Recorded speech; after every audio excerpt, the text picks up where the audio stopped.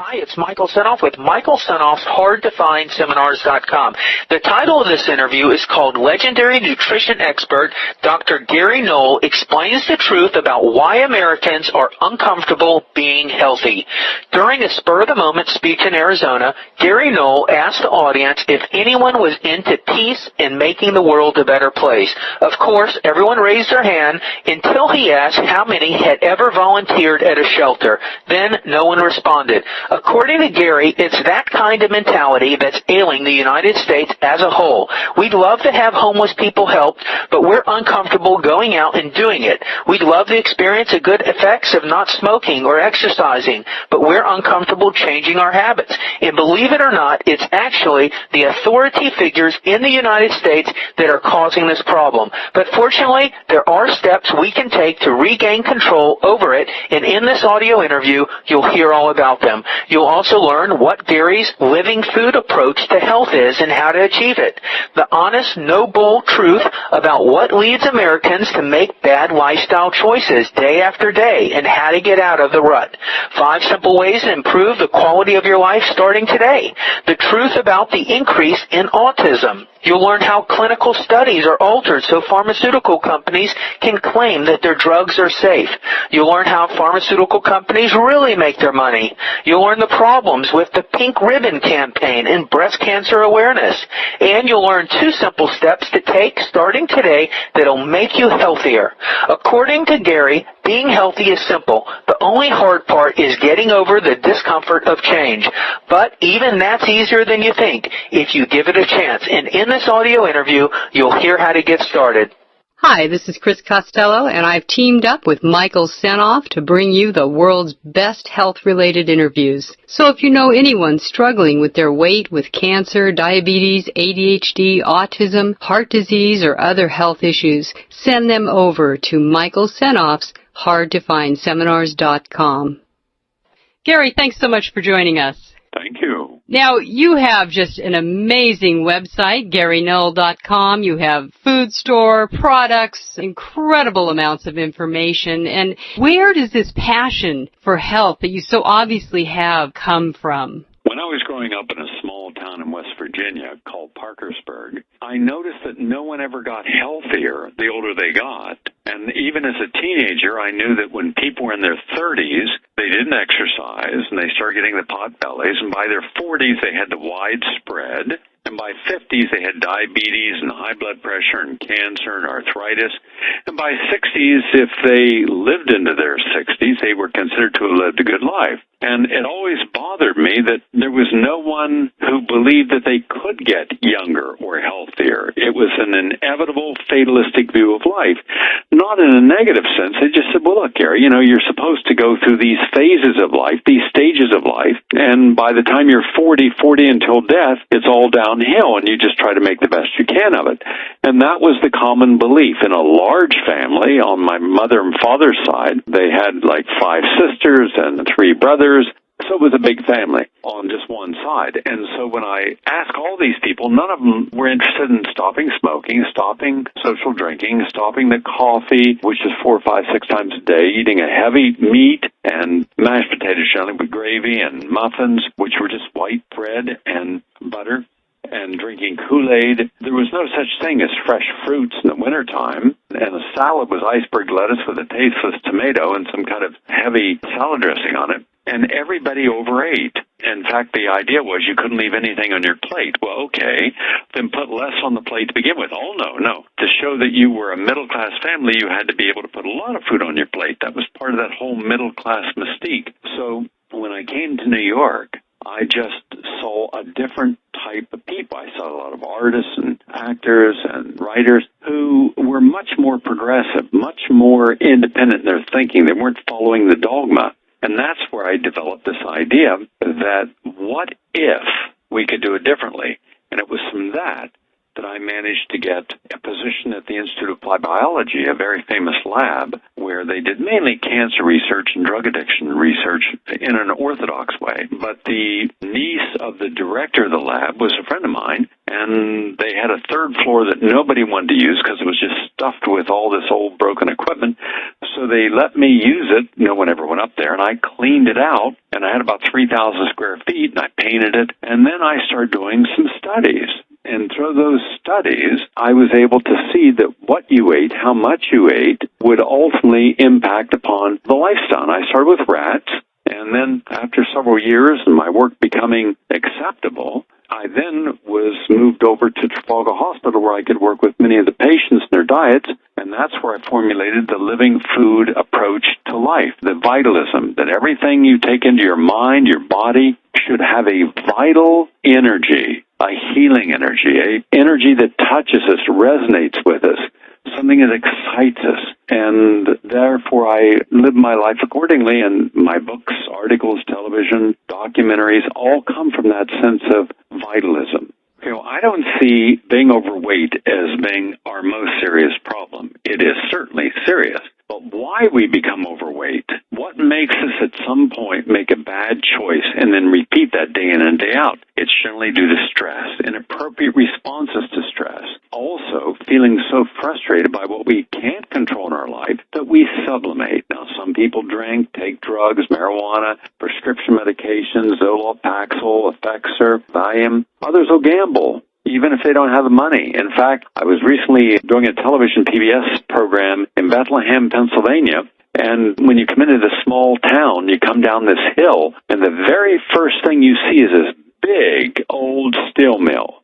And it's no longer a steel mill. It's a Sands gambling casino. And so I said to the person, why in the world would anybody want to go in there? First, it was just terribly ugly. And secondly, they don't have the money. Of course, people don't have money. Try to think, well, how can I get out of not having money? I'll gamble. I'll win it. And they don't. And so look at all the ways that we sublimate. Now, a reasonable person would not find the vast majority of things on television or radio interesting. Most of radio is redundant. You hear the same thing from the same person said in the same way almost every day. And most of it is about anger and blaming someone else for why we are the way we are. For example, you'll have people on the right blaming everyone on the left. All you have to do is listen for 5 minutes to anything that's out there, and it's, well, those damn liberals and those, progressives and those socialists, and they're our problem. And then you listen on the left, and it's those teabag, racist idiots, and so neither are right. But what kind of mind would waste its life and time allowing someone else's biased and prejudiced and limited opinions to fill that mind? And then you have people watching television. And what do most people watch on television? They watch programs that are trivia. And so we've become a whole society that has commodified our life.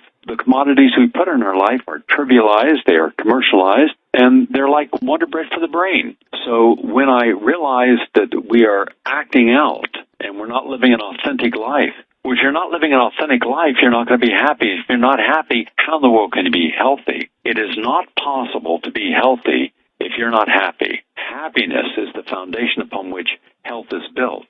So we put all of our energy into looking for the right vitamin. Goji, that's it. Mangosteen, oh my goodness.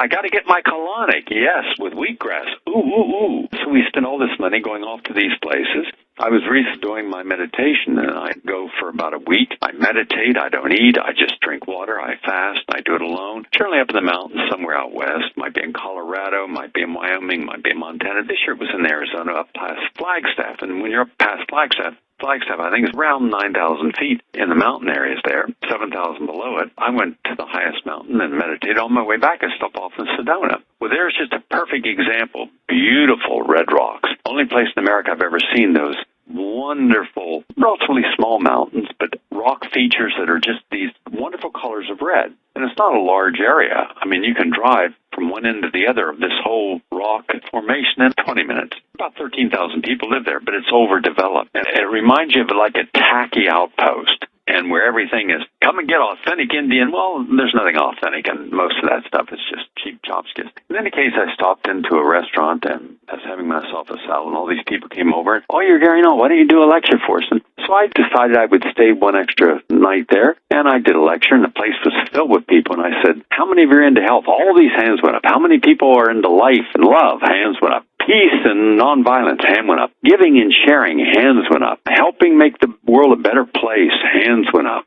I noticed there were a lot of homeless vets living in tents out by the mountains here. How many of you gone out to help one of these vets? Maybe buy them some toiletries or take them food or take them into a hospital where they could get treated for some of their conditions? No hands went up. How many of you gone to the battered women's shelter to help some battered women? No hands went up. How many of you become a big brother, big sister, some orphan kids that could certainly use a nice, loving, guiding adult in their life? No hands went up. How many of you gone out on the streets here to find the homeless and to feed them at night? No hands went up. Well, let me see then. You're really into this image of yourself in a beautiful environment, so the image and the environment create a fantasy. I live in the real world. I feed hungry people each night. I go in and find homeless vets and get them meds and get them tents and what they need. What lesson can we learn from this? Well, we learn the lesson that a lot of people in this country live through the myth of their stories.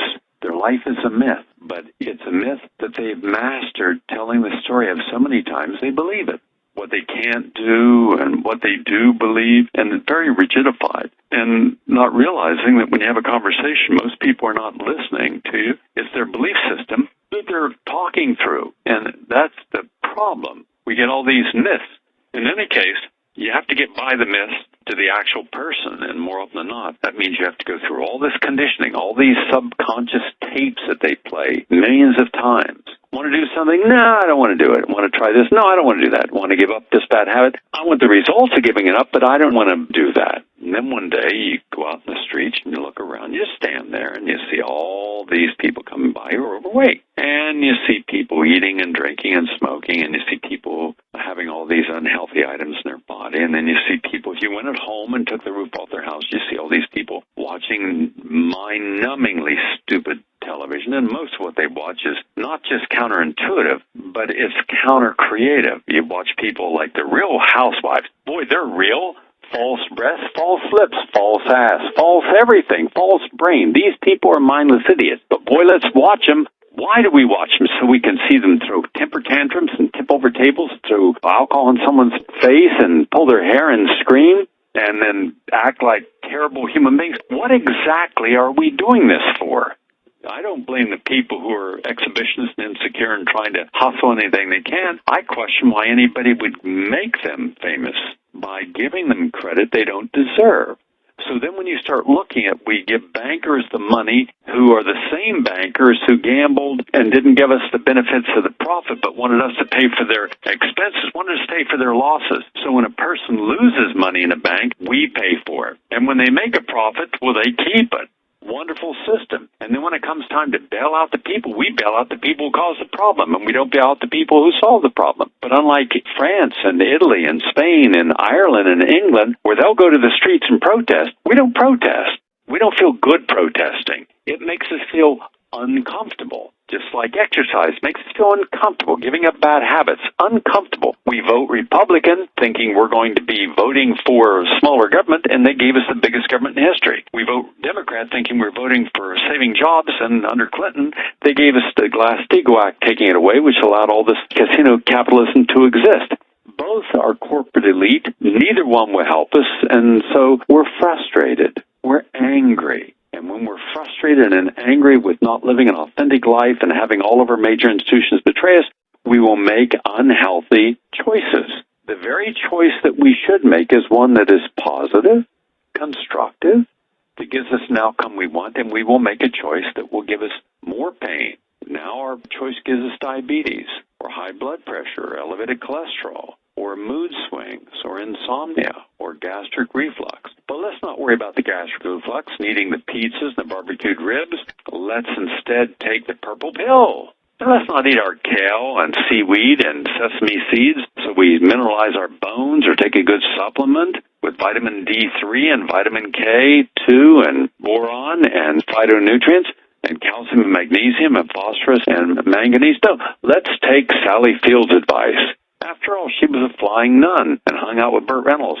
How bad could her advice be? Let's not deal with how many aspirin we have to take to remove the pain of sitting on a tack. Let's just get off the tack. Well, no. The non-steroidal anti-inflammatory is like a leave, because we see it on television. This guy takes 2 Aleve while everyone else has to take, 6 of the other ones. Yeah, but 1.6 million Americans were hospitalized for bleeding and other problems, non-steroidal anti-inflammatories, and 60,000 died from taking Vioxx. And the side effects twice mentioned is death from Celebrex. Hey, how about that? Let's get rid of some of the pain in your elbow, but die as a consequence.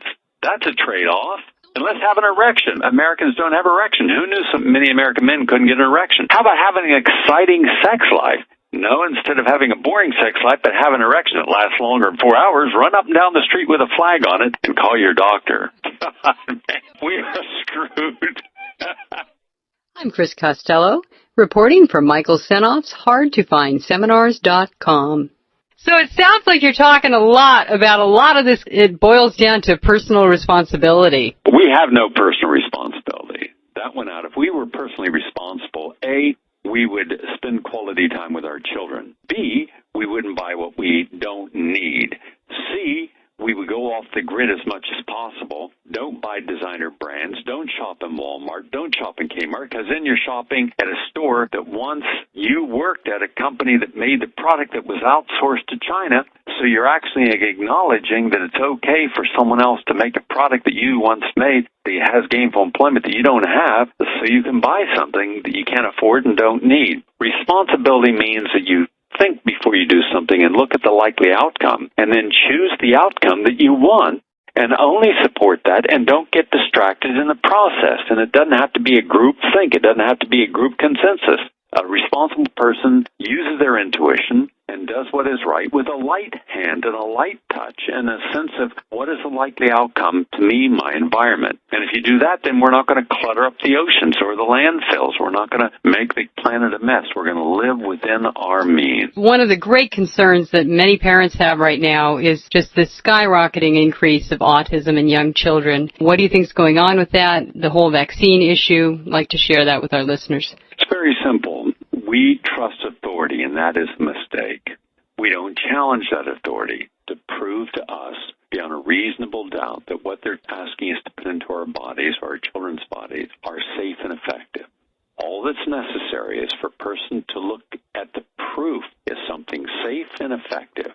And what is the proof that it's not safe or effective? So when I looked at vaccines, all vaccines, I could not find any evidence based on good quality, double-blind controlled studies that there was safety and efficacy in the individual multiple vaccines for any individual given. And the proof was that multiple times I found that the person getting the disease had been vaccinated. The only way you're going to get polio today in the United States is taking the vaccine. I found kids who'd taken all their measles shots as they were supposed to, getting measles, and whooping cough the same.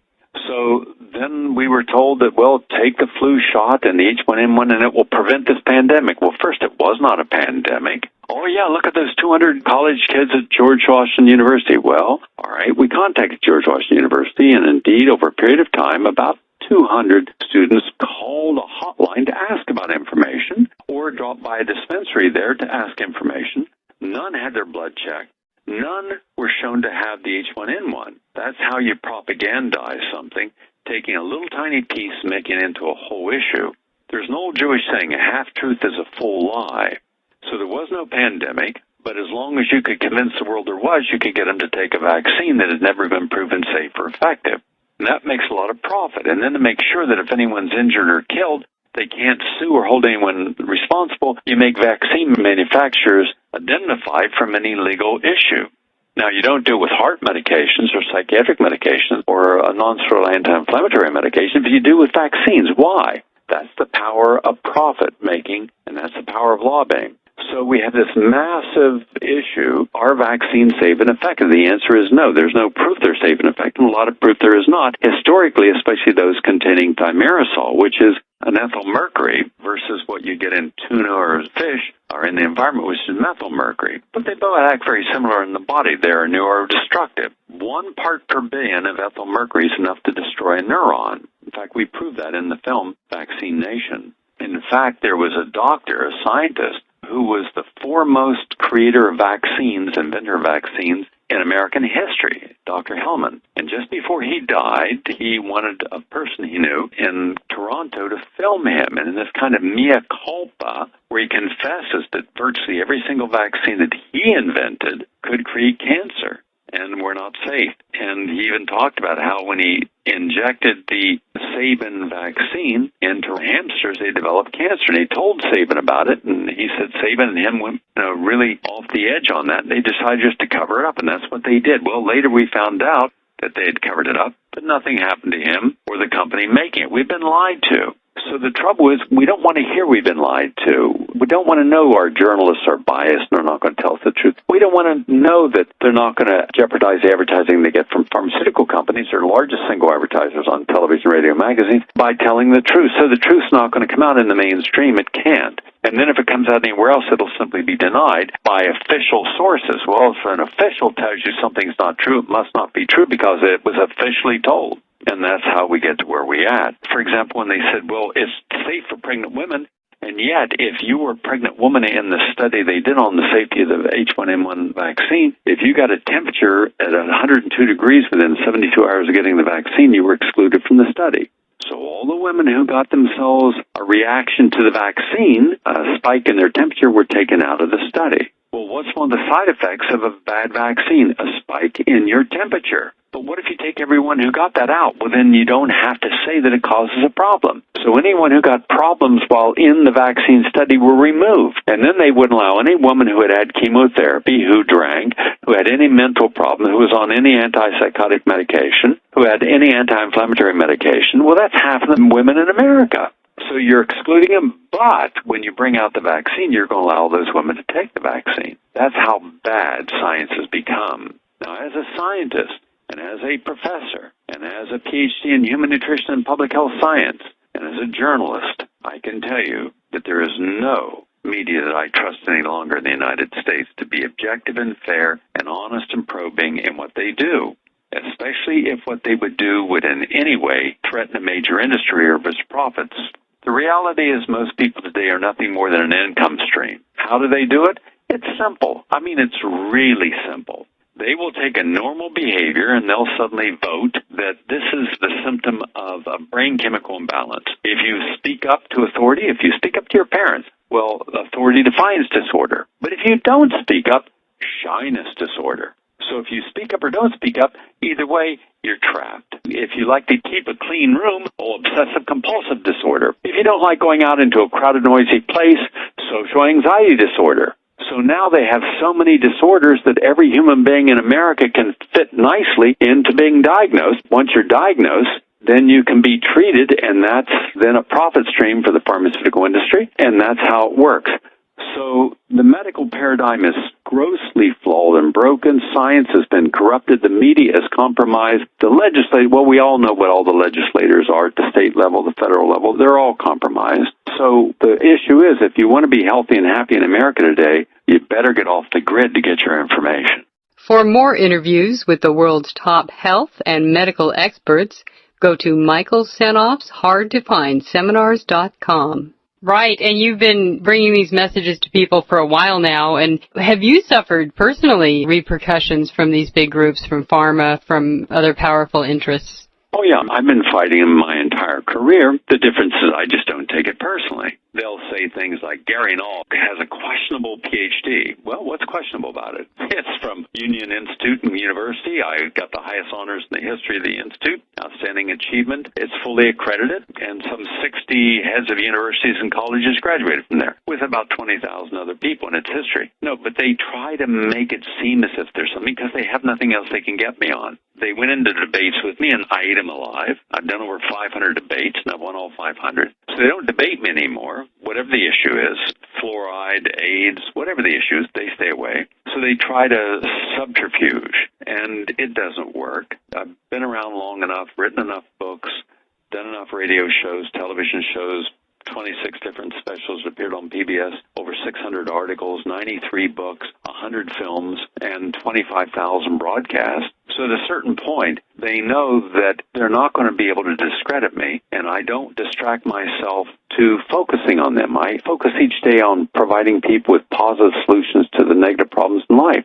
And sometimes the positive solution is just be aware of what you're doing that is leading you into the problem. If I told people just to stop eating meat of all types and fish, all dairy and wheat, all artificial sweeteners and processed sugars, and all fried food, and caffeine, soft drinks, just that alone would allow most people to be at least half again as healthy as they are now, because it stops all the inflammatory agents. It stops all the stuff from going into their body, and that is important.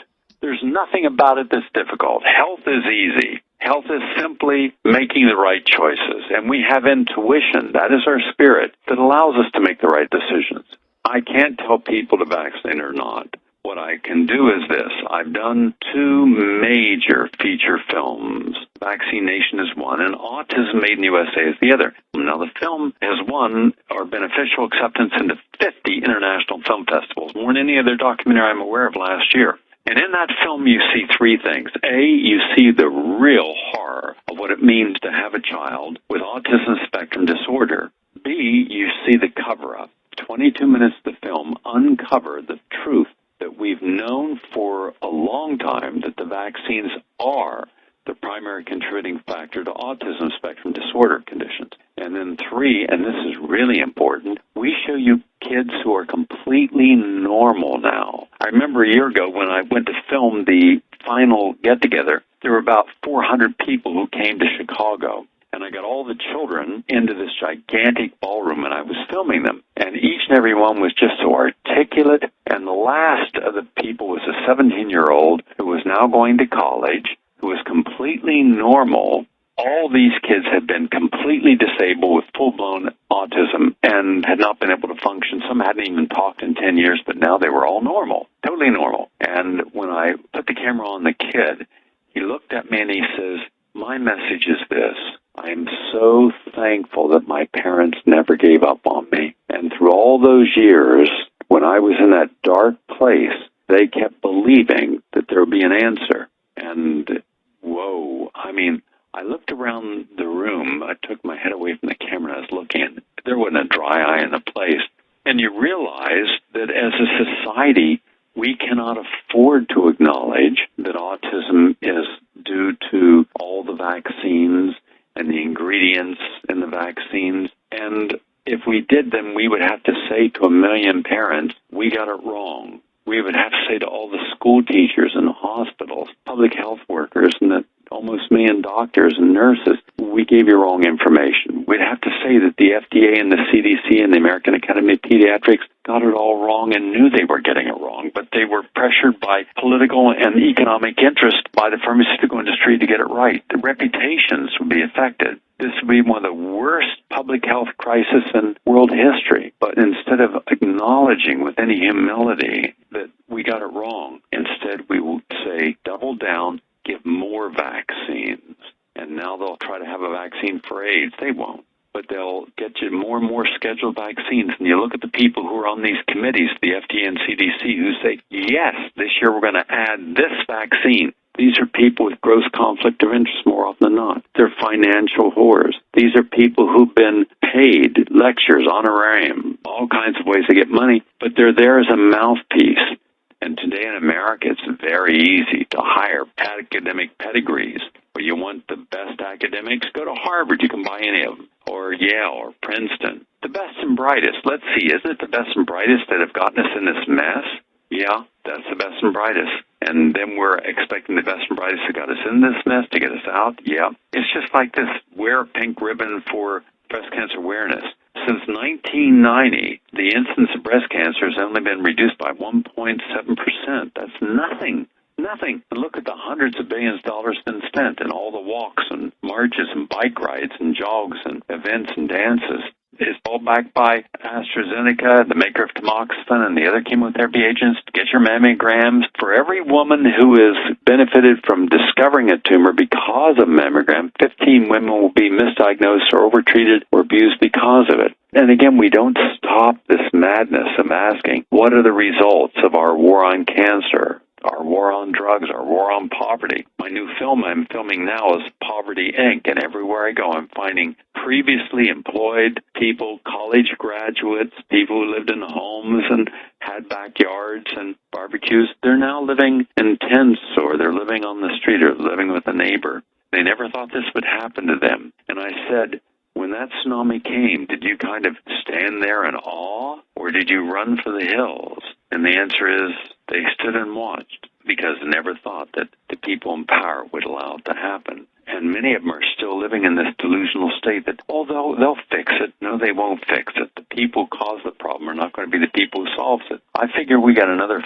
5 years of down and dirty till we finally throw out the Republicans and the Democrats and bring in the independents who will not be aligned to an ideology in corporate America, but instead aligned to the truth and making decisions. And we don't need reform. The last thing we should do is reform anything. We should transform. Totally transform everything that doesn't work. And we can do that. But we can't do it as long as your kid's watching all these ads on television that tell them to eat the junk food. And then when you go to the supermarket, they're screaming for the junk food. And then when your kid becomes a diabetic, adult diabetes, and is morbidly overweight, and you take him and the doctor puts him on high blood pressure medication, cholesterol-lowering medication, and non-steroidal anti-inflammatory medication, your kid is 8 years old. And no one's saying, change the lifestyle. It sounds like you are now taking on the whole issue of poverty in this country and looking at that. I am. People aren't really talking about that, are they? I mean, the last media blurb was that it was over. Well, it's over for the people who have nice places to live, plenty of food on their table, and don't have to worry about where their job is.